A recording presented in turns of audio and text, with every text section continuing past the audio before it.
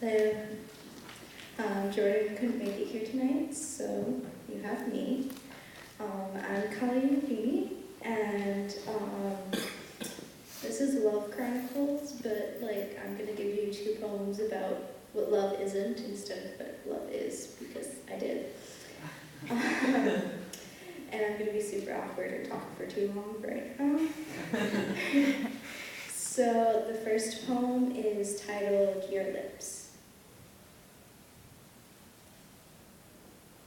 In 3 years, I never thought about your lips. But if I had, I would say it was never the taste of them, but the falling, the pieces of me I felt collapsing into you.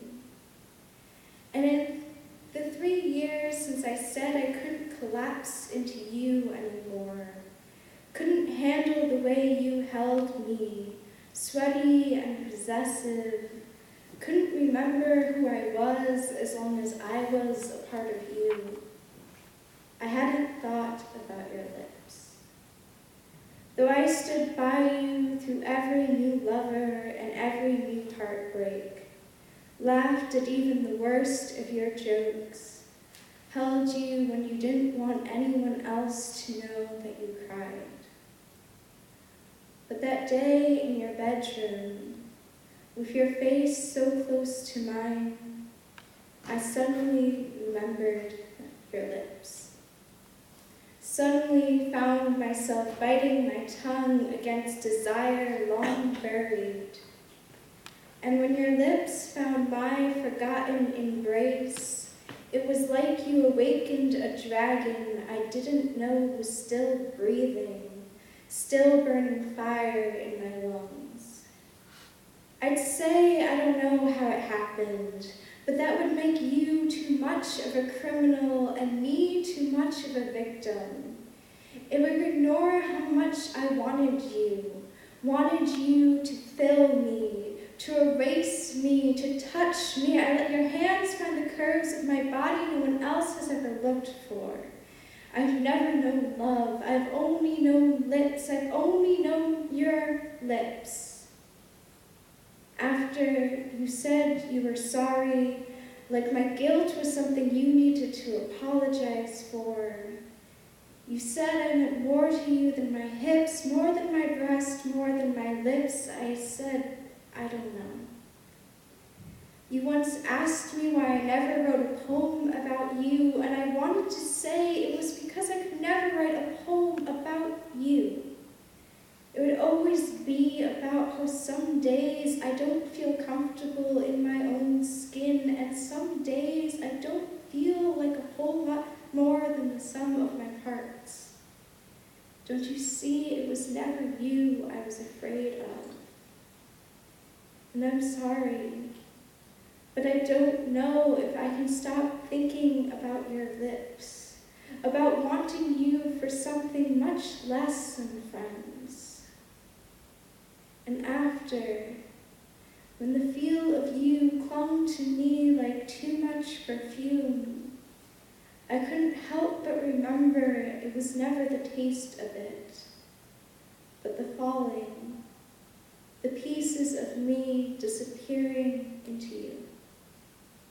Thank you.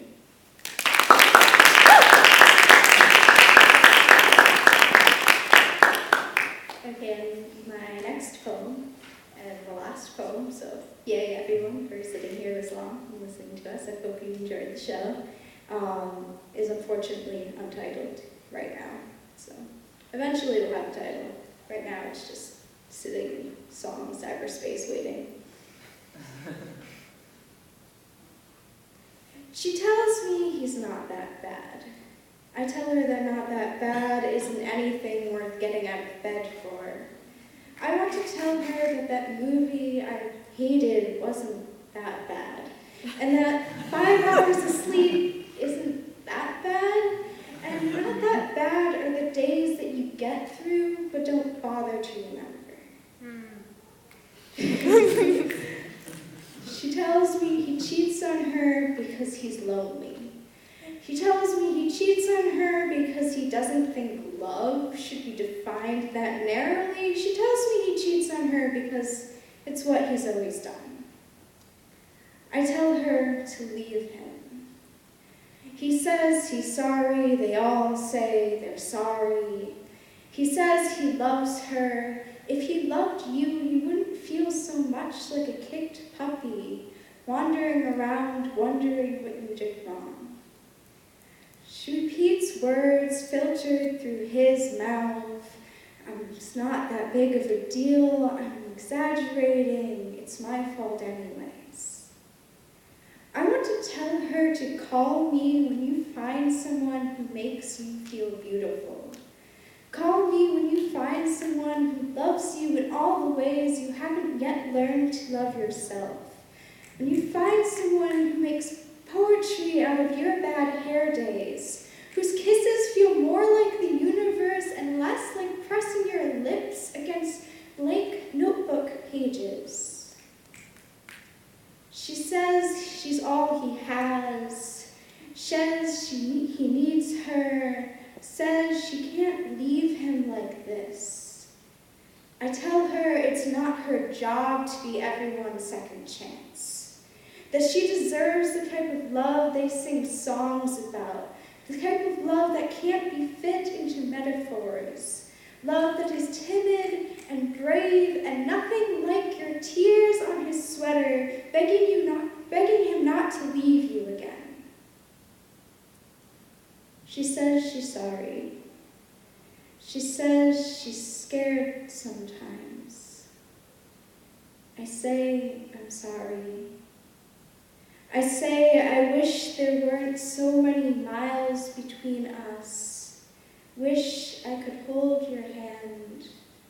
Wish I could tell you everything was going to be all right. I don't know how to make it all right. But somewhere across phone lines and bad internet connections, I tell her that I'm here. Thank you.